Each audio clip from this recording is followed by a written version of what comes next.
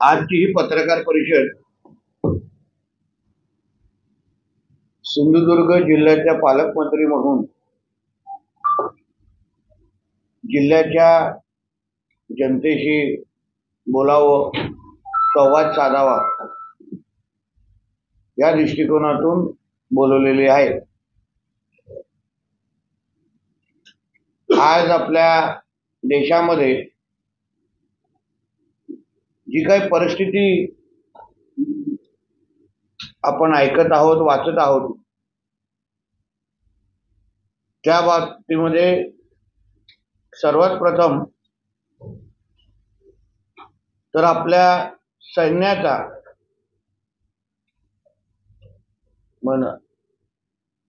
नौदल असेल किंवा सगळे सैन्याचा सिंधुदुर्गची जनता म्हणून आपण सगळेजण त्यांचं अभिनंदन करायला पाहिजे, त्यांच्याबद्दल अभिमान वाटला पाहिजे की ज्या पद्धतीने आज आपल्या भारत देशाची मान आणि अभिमान राखण्याचं काम आपले तिन्ही सैन्याचे सैनिक आपल्या आपल्या ताकदीप्रमाणे जे करत आहेत, त्या बाबतीमध्ये जिल्ह्याचा पालकमंत्री म्हणून मी त्यांचं अभिनंदन करतो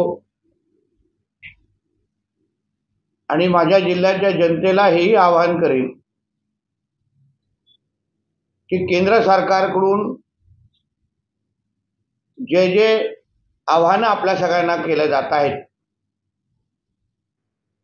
मॉक ड्रिल असो किंवा अन्य जे आव्हान आहेत, जे अधिकृत मार्गाने आपल्याकडे येत असतील, सरकारच्या माध्यमातून जे काही येत असतील, त्या प्रत्येक गोष्टीचं पालन हे नागरिक म्हणून आपण सगळ्या जणांनी करायला हवं। मॉक ड्रिल मध्ये पण मोठ्या प्रमाणामध्ये प्रशासनाने आपल्याला मार्गदर्शन केलं, काही नागरिक त्याच्यामध्ये सहभागी झाले। त्याच पद्धतीने जे पण आदेश, जे पण संदेश आपल्याला आपल्या केंद्र सरकारकडून येतील, ते सगळे पाळण्याची जबाबदारी ही आपल्या सगळ्यांची आहे। ते आपण प्रत्येकाने पाळावेत। आज पंतप्रधान नरेंद्र मोदीजींच्या नेतृत्वाखाली ज्या पद्धतीने आपला देश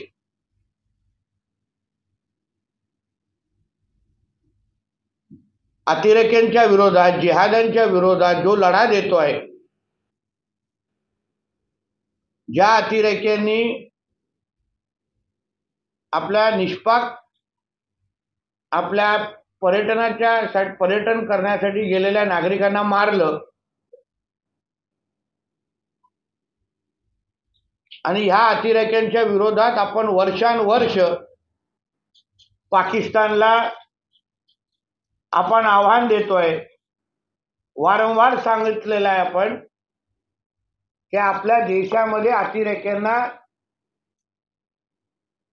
तुम्ही पोसू नका, त्यांना दूध पाजू नका, पण तरीही त्याच्यामध्ये काही फरक पडताना आपला दिसला नव्हता। पण आज नरेंद्र मोदीजींच्या सरकारने ज्या पद्धतीने या अतिरेक्यांच्या विरोधात एक मोहीम उघडलेली आहे, आपण सगळेजण वारंवार ऐकतो आहे। अधिकृत पद्धतीने सैन्याची ब्रीफिंग आपल्याला होते आहे आणि तिकडून मिळालेली जी काही माहितीच्या अनुसार बहुतेक मोठ्या प्रमाणामध्ये अतिरेक्यांवर हल्ला करण्याचं काम आपल्या सैन्याकडून होत आहे। या निमित्ताने नागरिक म्हणून आपण आपल्या सैन्याचं मनोबल कसं वाढवू शकतो, त्यासाठी जास्तीत जास्त प्रयत्न आपण सगळ्यांनी करायला हवे। मग सोशल मीडिया असो किंवा जे माध्यम तुमच्या हातात असतील, त्या सगळ्याच्या माध्यमातून आपण आपल्या सैन्याचं मनोबल वाढवलं पाहिजे, त्यांना ताकद दिली पाहिजे। कुठेही त्यांच्या शौर्यावर प्रश्नचिन्ह निर्माण होईल अशी कुठलीही बाब आपल्या माध्यमातून होऊ नये याची काळजी आपण सगळे नागरिक म्हणून आपण सगळ्या जणांनी घेतली पाहिजे.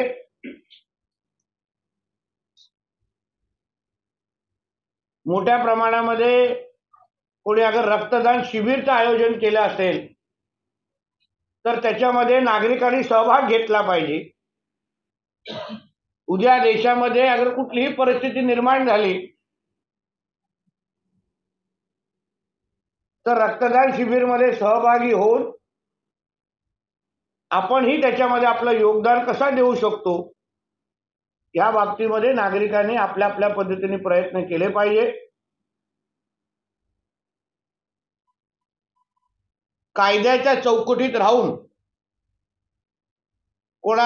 आणि नियमाचे पालन करून कोणाला अगर तिरंग्याचे काही रॅली काढायची असतील, तिरंग्याचे काही कार्यक्रम ठेवायचे असतील नियमात राहून तर जिल्हा प्रशासन म्हणून निश्चित पद्धतीने प्रोत्साहन दिलं जाईल. आज आपल्या देशामध्ये एक भारतीय म्हणून आपल्याला अभिमान वाटण्यासारखं कार्य आपलं सैन्य करताय. म्हणून आपण सगळेजण आपल्या आपल्या पद्धतीने त्यांचं मनोधैर्य वाढवण्याचं काम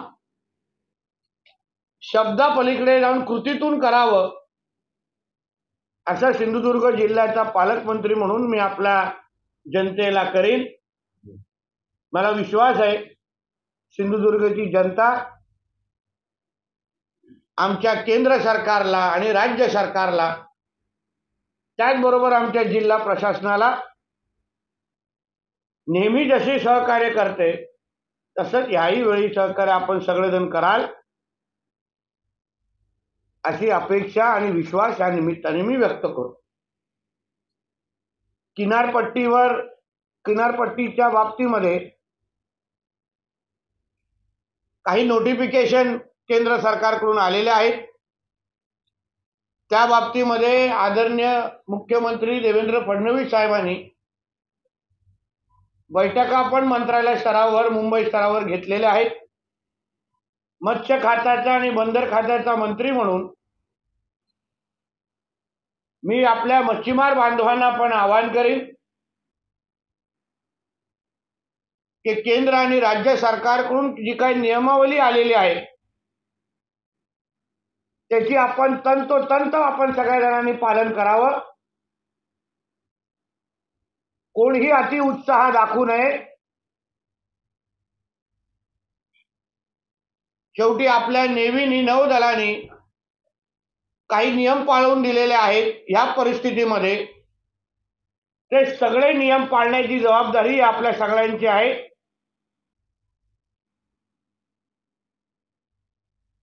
मी जिल्हा माहिती कार्यालयाला पण माझ्याकडून मी कळवलेलं आहे की जे काही नोटिफिकेशन आलेले आहेत त्याची मच्छीमारांसंदर्भात त्याची जास्तीत जास्त माहिती आपल्या माध्यमातून म्हणजे आमच्या पत्रकार मित्रांच्या माध्यमातून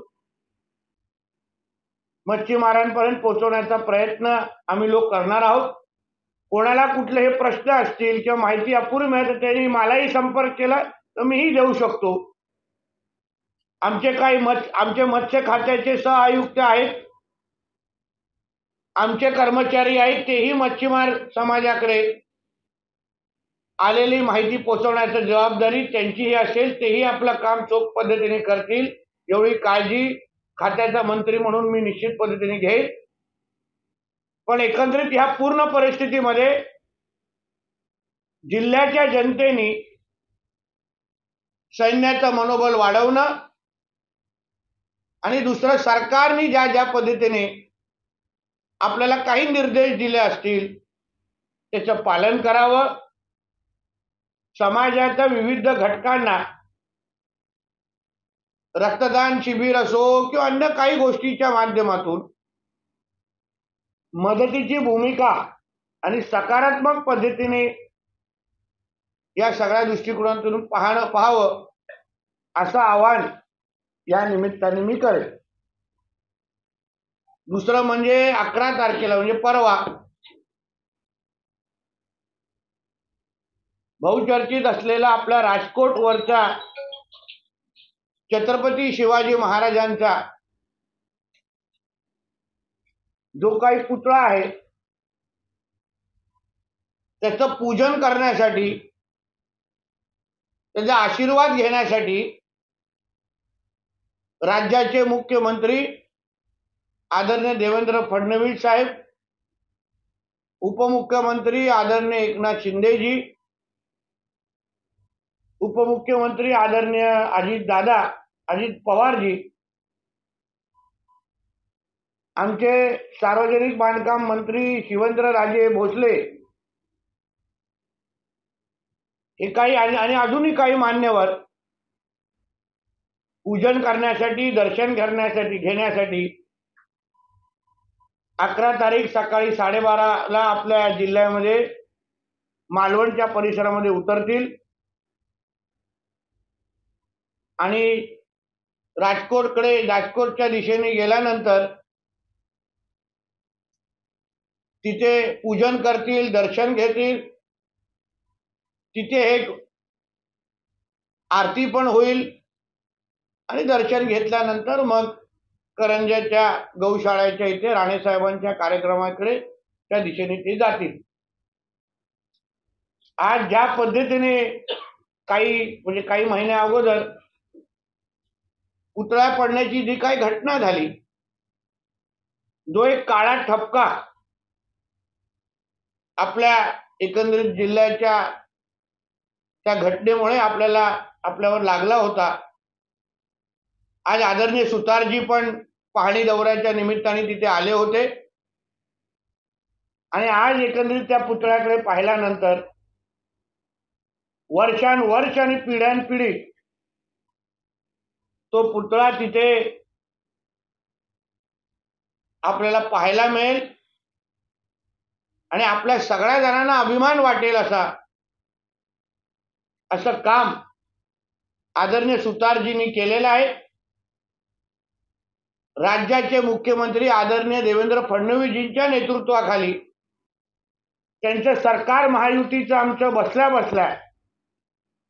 पहिल्या 100 दिवसाच्या कार्यक्रमाच्या मध्ये हा पुतळ्याचा उल्लेख होता आणि त्याच दृष्टिकोनातून पीडब्ल्यूडी खात्याने मुख्यमंत्री देवेंद्र फडणवीसजींच्या नेतृत्वाखाली परत एकदा तो पुतळा त्याच ताकदीने आणि जगाला हेवा वाटेल असा परत एकदा तो पुतळा उभा करून दाखवलेला आहे. यामध्ये आदरणीय अजितदादांचं आणि आदरणीय एकनाथ शिंदे साहेबांचं पण मोठ्या प्रमाणामध्ये मार्गदर्शन आम्हाला लाभलं. परवा पुतळ्याचं पूजन झाल्यानंतर त्याच्या आजूबाजूचा परिसर आणि दीपक केसरकरजींच्या मार्गदर्शनाखाली जे काही शिवसृष्टीचा जो काही एकंदरीत प्रकल्प तिथे होणार आहे त्या बाबतीमध्ये जागा विकत घेण्याची प्रक्रिया अंतिम टप्प्यात आलेली आहे आणि मग पुतळ्याचा परिसर एकंदरीत सुशोभीकरण झाल्यानंतर बाजूला शिवसृष्टी उभारण्याचं पण काम आमचं महायुतीचं सरकार निश्चित पद्धतीने करेल हा विश्वास या निमित्ताने मी आपल्या सगळ्या जणांना देतो. धन्यवाद.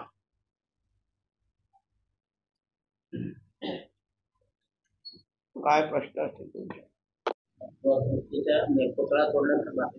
सगळी जागा प्रायव्हेट आहे, संपादन जी प्रायव्हेट जागा आहे जिथे शिवसृष्टी आम्हाला उभारायची आहे तिथे संतोष चव्हाण नावाचे मालक आहेत.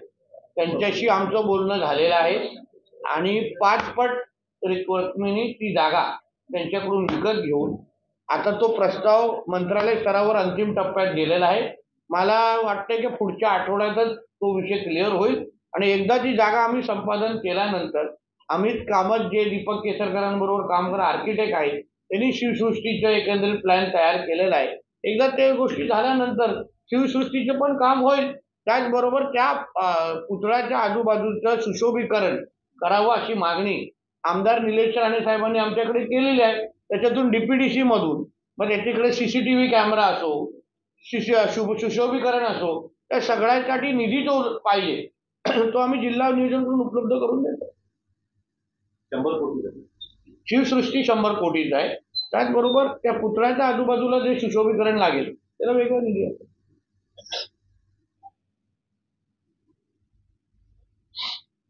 तेच एक गंभीर विषय पडतो ऑन रेकॉर्ड होता की मुस्लिम महिलांनी आपल्या देशात लग्न केलं. सिंधुदुर्गात आपल्या आहे कोकण पडतं की मुस्लिम महिलांनी आपल्या लोकांशी लग्न केलं.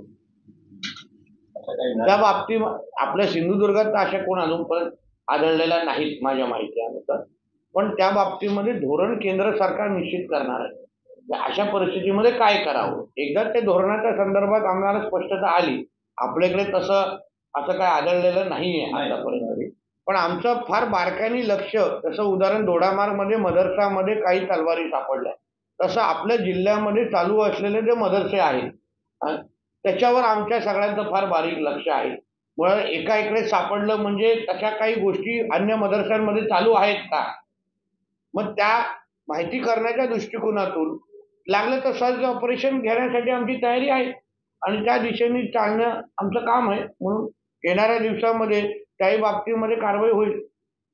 तर मदरसांचा वापर हा शिक्षणासाठी केला पाहिजे असं सांगितलं जातं. पण तिथेच अगर तलवारी भेटत असतील, काही पिंगोळीमध्ये एक मदरसा आहे, तिथे मोठ्या प्रमाणामध्ये बाहेरची फंडिंग होते अशी आहे, म्हणजे आमच्या कानावर अशी माहिती आलेली आहे. तर त्याही गोष्टीची माहिती आम्ही गोळा करतोय की बाबा असे हे मदरसे आहेत, मदरसे शिक्षणासाठी आहेत. आता कुठल्या शाळेमध्ये तलवारी ठेवल्या असतात, काही जिलेटिनचे पण आहेत असे पहिले माहिती होती, पण नंतर ती कन्फर्म झाली नाही. तर मदरशांचा वापर अगर तलवार ठेवण्यासाठी ठेवत असतील तर ह्यापेक्षा त्यांचा वापर खरंच शिक्षणासाठी करू शकतो का, मदरसे बंद करून, मग त्या बाबतीमध्ये विचार करू.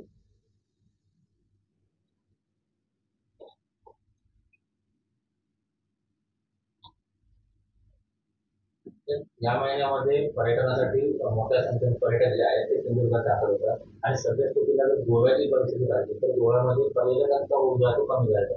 मात्र जर आंतरराष्ट्रीय पातळीवर बघितलं तर तिथे हॉटेल बुकिंग जे केली होती ती देखील कॅन्सल केली होती. कोणी? तिथल्या गोव्याने ना. तिथल्या गोव्याच्या लोक.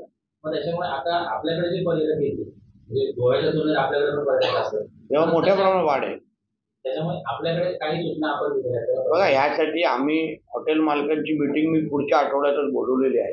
माझं म्हणणं आहे की ह्या पार्श्वभूमीवर हॉटेल मालकांनी सकारात्मक पद्धतीने आपली तयारी करून ठेवावी.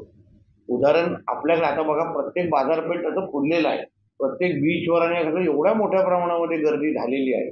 त्याच्यावर हॉटेल मालकांनी आपल्या आपल्या पद्धतीने वायफायचा म्हणजे उपलब्धता असो, स्वच्छता असो, आणि जेणेकरून पर्यटक आपल्याकडे वाढावे, म्हणजे आपल्याकडे उलाढाल वाढते, आर्थिक उलाढाल वाढते, त्या दृष्टिकोनातून हॉटेल मालकांनी सकारात्मक पद्धतीने ह्या गोष्टीकडे पाहावं आणि त्यांना सरकार म्हणून आम्ही काय मार्गदर्शन किंवा काय मदत देऊ शकतो, पर्यटन खातं म्हणून काय मदत देऊ शकतो, यासाठी आम्ही तयार आहोत. मुख्यमंत्र्यांसोबत 9ला बैठक सुरक्षतेच्या दृष्टिकोनातून काही सूचना दिल्या गेल्या आणि त्याचबरोबर मच्छीमारीच्या संदर्भात काही सूचना दिल्या गेल्या. किनारपट्टीवर असलेली सुरक्षता आणि एकंदरीत केंद्राकडून जे काही नोटिफिकेशन आलेले आहेत, काही मार्गदर्शन आलेले आहे, त्याची 100% अंमलबजावणी हे सगळ्याच डिपार्टमेंटच्या लोकांनी करावं, सतर्क राहावं आणि एकंदरीत वातावरण कसं आहे, काय आहे, त्याचा आढावा आदरणीय मुख्यमंत्र्यांनी घेतलेला आहे. खरीप हंगाम होतील काय एकंदरीत त्या बाबतीमध्ये एकंदरीत साठ्याची उपलब्धता असो, म्हणजे आपल्या खताची उपलब्धता असो, औषधांची उपलब्धता असो, म्हणजे प्रत्येक म्हणजे आंबा, काजू, भात, सुपारी, नारळ या सगळ्या बाबतीची गेल्या वर्षीची स्थिती आणि ह्या वर्षाची स्थिती, काही प्रयोगशील शेतकऱ्यांच्या माध्यमातून, आता उदाहरण निसर्ग आपल्या हातात राहिलेला नाही, अवकाळी पाऊस असो, थंडी असो, ह्याचं प्रमाण काय आपल्या हातात राहिलेलं नाही. म्हणून त्या दृष्टिकोनातून जिल्हा म्हणून आम्ही अजून ह्याचा टेक्नॉलॉजीचा वापर, एआयचा वापर त्या क्षेत्रामध्ये कसा आपण आणू शकतो. एक दुसरं, खताच्या बाबतीमध्ये, अन्य गोष्टीच्या बाबतीमध्ये आपण सरकार म्हणून आम्ही काय मदत करू शकतो, मंत्रालय स्तरावर त्यांना काय मदत हवी असेल, या सगळ्या बाबतीमध्ये एकंदरीत आमची चर्चा आणि तयारी झालेली आहे. ते काय करणार आहे, कृषी खातं म्हणून नोटिफिकेशन म्हणजे हे काढणार आहे, प्रेस रिलीज काढणार आहे. ते तुम्हाला अधिकृत पद्धतीने मिळेल की बाबा पालकमंत्र्यांच्या अध्यक्षतेखाली झालेल्या बैठकीचे काही सूचना दिल्या गेल्या त्या अधिकृत पद्धतीने आपल्याकडे प्रेस रिलीज येईल. काही प्रयोग करू शकतो का? उदाहरण आपल्या इकडे दोडामार्ग मध्ये स्ट्रॉबेरी रबर प्लांटेशन होत आहे, पायनॅपल असो, अवोकाडोचे डिमांड फार मोठ्या प्रमाणामध्ये वाढत आहे. भाताची एक जॅपनीज भात आणि काळा भात ह्याचे काही प्रयोग आपण आपल्या जिल्ह्यामध्ये करू शकतो का? जे ज्या जातीचे भात अन्य जिल्ह्यांमध्ये त्याची जास्त डिमांड आहे, साताऱ्यामध्ये त्या व्यक्ती मोठी एक्झॅक्ट. तर माझं म्हणणं आहे की तसे काही प्रयोग आपल्या जिल्ह्याच्या शेतकऱ्यांच्या माध्यमातून आपण करू शकतो का? त्याला प्रोत्साहन देऊ शकतो का? आपल्या उकडा भात जो आहे तो बाहेरच्या जिल्ह्यामध्ये, जसं तिकडे काही चांगलं होतं ते आपण घेतोय, आपण काय चांगलं घेतो ते तिथे पाठवू शकतो का? आपल्या इकडे आंब्याचं उत्पादन तसं कमी झालेलं आहे यावर्षी निसर्गाच्या एकंदर त्याच्यामध्ये. तर त्या बाबतीमध्ये काही उपाययोजना आम्ही लोकांनी चर्चा केल्या.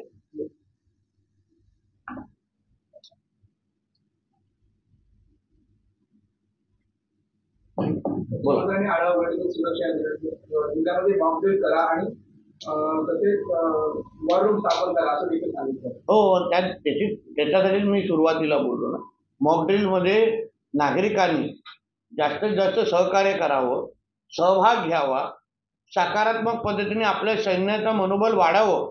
तोच धागा मी पण त्याच दिशेने बोललो ना सुरुवातीला. ते निर्देश येतील तेव्हा माझं म्हणणं आहे की जे पण आदेश आपल्याला किंवा जे काय माहिती प्रशासनाच्या पातळीवरून जिल्हा प्रशासनाच्या पातळीवरून आपल्याकडून येतील, नागरिकांनी त्याच्यामध्ये सकारात्मक पद्धतीने सहभागी व्हावं. त्याच्यामुळे सैन्याचं पण मनोबल वाढतं ना. ठीक आहे, अजून काय नसेल तर संपूर्ण चालेल. 2-3 दिवस असे आपले धावपळीचे आहेत आता.